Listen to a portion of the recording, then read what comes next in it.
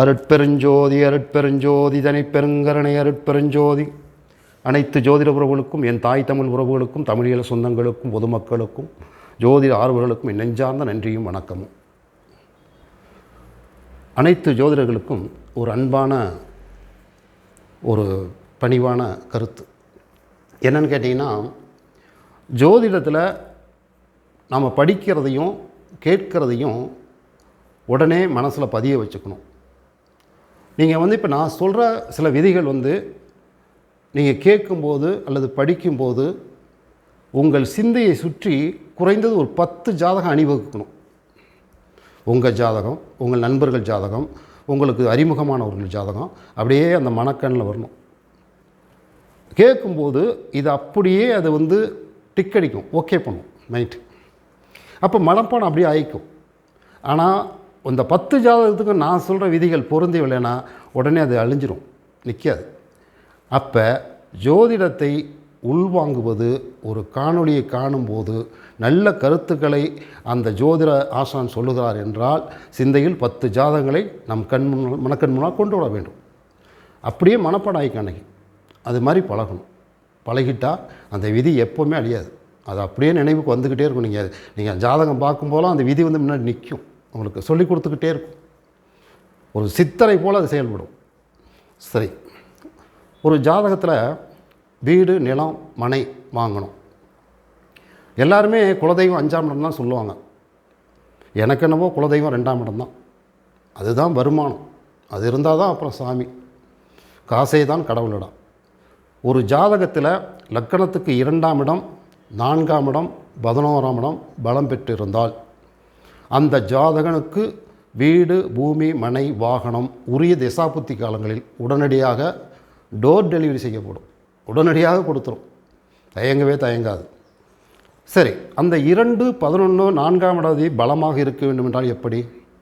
அந்த 2ஆம் இடம், 4ஆம் இடம், 11ஆம் இட அதிபதிகள் ஆட்சி, உச்சம், கேந்திரம் பெற வேண்டும். அல்லது அவர்கள் நின்ற நட்சத்திர அதிபதிகள் ஆட்சி, உச்சம், கேந்திர திரிகோணம் பெற வேண்டும்.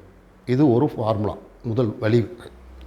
அடுத்து அப்படி பார்த்திங்கன்னா, இந்த மூவரும் 2 கூடையவரோ, 11 கூடையவரோ, 4 கூடையவரோ எந்த இடத்திலாவது ஒரு ஆட்சி, உச்சம் பெற்ற கிரகத்தின் துணை, பார்வை, இணைவுகள் இருந்துவிட்டால் அந்த திசாபுத்தி காலங்களிலும் கிடைக்கும். முதல்ல 2, 11, 4 நின்ற நட்சத்திர அதிபதிகள் பலம் வாய்ந்திருந்தால் இயற்கையாக பிறர் துணையின்றி, பிற உறவுக்காரகத்துவ துணையின்றி இயற்கையாகவே அவங்களுக்கு கிடைத்திரும். மாறாக ஒரு ஆட்சி, உச்சங்கிட்ட கிரகத்தோடு இந்த 2, 11 கூடையவர், 4 கூடையவர் இணைந்திருந்தால் அந்த கிரக காரகத்துவ உறவின் உதவியால் வீடு கிடைக்கும், வாகனம் கிடைக்கும். இப்போ ஒரு 4ஆம் இட அதிபதி ஆட்சி பெற்ற சூரியனோடு இணைந்திருக்கிறார், பார்வை பெற்றிருக்கிறார்னு வச்சுங்க. சூரியன்னா அப்பாவால் உதவி கிடைக்கும். சூரியன்னா அரசாங்கத்தால் வீடு கிடைக்கும். இப்போ இந்த இலவச வீடெல்லாம் கேட்குறாங்கல்ல, வருமா எனக்கு, அவங்களுக்கெல்லாம் அந்த சூரியன் சனியோட தொடர்பு இருந்தால் கிடைக்கும், அரசாங்க தொகுப்பு வீடு கிடைக்கும். சூரியன் அப்பானால் கிடைக்கும். சூரியன்னா முதலாளி, சூரியன்னா மகன். முதலாளியால், அவர் ஏதோ ஒரு கம்பெனியில் வேலை பார்த்துட்டு இருப்பார், முதலாளியால் கிடைக்கும், மகனால் கிடைக்கும், தந்தையோட அந்த தந்தை நிலையில் உள்ளவங்களால் கிடைக்கும் அப்படின்னு சொல்லணும். இப்போ ஆட்சி பெற்ற சுக்கனோடு இருந்தால் அத்தை, மனைவி மூலியமாக, சித்தி மூலியமாக அந்த கிரக காரகத்துவ உறவு வாயிலாக உதவிகள் கிடைக்கும். அந்த வீடு, பூமி, மனை வாங்க கிடைக்கும் அப்படின்னு நம்ம சொல்லணும். சரி, இந்த செவ்வாயும் சுக்கிரனும், அதாவது காரகர்கள், இவர்கள் பாவாதிபதியும் காரகரும் ஒரு ஜாதகத்தில் நல்ல நிலையில் இருக்க வேண்டும். அதாவது ஒரு ஜாதகத்தை எடுத்தோம்னா ஒரு குறிப்பிட்ட பாவாதிபதி நல்லா இருக்கணும், அதோடைய காரகம் நல்லா இருக்கணும். ஒரு காரகரும் பாவாதிபதியும் பலம் பெற்று விட்டால் அந்த ஜாதகம் தர வேண்டிய பலனை எவராலும் வீழ்த்த முடியாது, அது கொடுத்துட்டு போயிடும். ஆனால் கெட்டு போயிட்டால் எடுத்துரும்.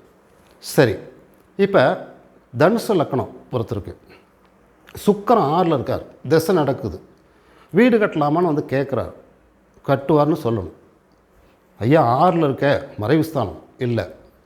எந்த கிரகமும் மறைவு ஸ்தானத்தில் நின்றாலும் அது நின்ற நட்சத்திர அதிபதி ஆட்சி, உச்சம், கேந்திரம் பெற்றிருக்கதா என்று அதற்கேற்றார் போல தான் நாம் பலனை தீர்மானிக்க வேண்டும். இப்போ ஒருத்தருக்கு தனுசு லக்கணம், ரிஷபத்தில் சுக்கிரன் ஆட்சி பெற்றிருக்காரு. சாரம் சந்திரனுடைய சாரம் ரோஹிணியில் இருக்கார். அந்த சந்திரன் ஏதேனும் ஒரு கேந்திரத்தில் திரிகோணத்தில் இருந்தார் அவர் அந்த திசையில் உறுதியாக வீடு கட்டுவார். எப்படி கட்டுவார்னா, அந்த சந்திரனுடைய காரகத்துவம் என்ன? கடன் வாங்குதல், வட்டிக்கு வாங்குதல், இந்த மாதிரி பேங்க்கில் வங்கி கடன் எழுப்புதல், இப்படி இதன் மூலமாக ஒரு வீடு கட்டுவார்.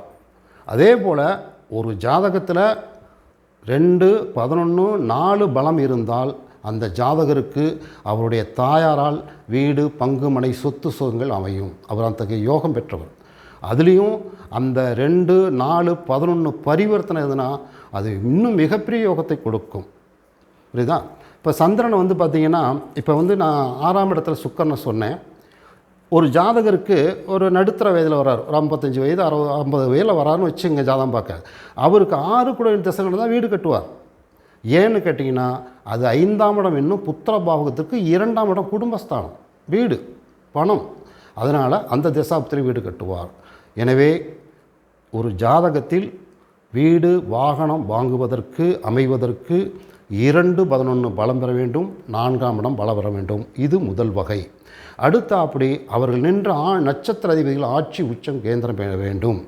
அதே மாதிரி ஏதேனும் ஒரு ஆட்சி உச்சம் பெற்ற கிரகத்தின் துணையோடு அவர்கள் இருக்க வேண்டும். அவர்களெல்லாம் நின்றுவிட்டால் உறுதியாக அந்த ஜாதகருக்கு உரிய தசாபுத்தி காலத்தில் எந்தவித தடங்களின்றி சுபமாக வீடு, வாகனம், யோகம் அமையும். நாம் தெளிவாக கூர்மையாக ஆராய்ந்து விரைவாக பலன் சொல்ல பழக வேண்டும். எல்லாத்தையும், எல்லா சாரவங்களையும், திரிகோணத்தில் இருக்கிறது, ஆட்சி உச்சம் பெற்றது, அனைத்தையும் நாம் உடனடியாக ஆராய்ந்து சொல்லி பழக வேண்டும். அவ்வாறு விரைந்து பழகி கொண்டால் ஜோதிடம் சொல்வது மிக மிக எளிதாகிவிடும் என்பதை அனைவருக்கும் அன்போடு கூறிக்கொள்கிறேன். பிடித்திருந்தால் லைக் செய்க, சப்ஸ்கிரைப் செய்க. நன்றி, வணக்கம், வாழ்க வளமுடன்.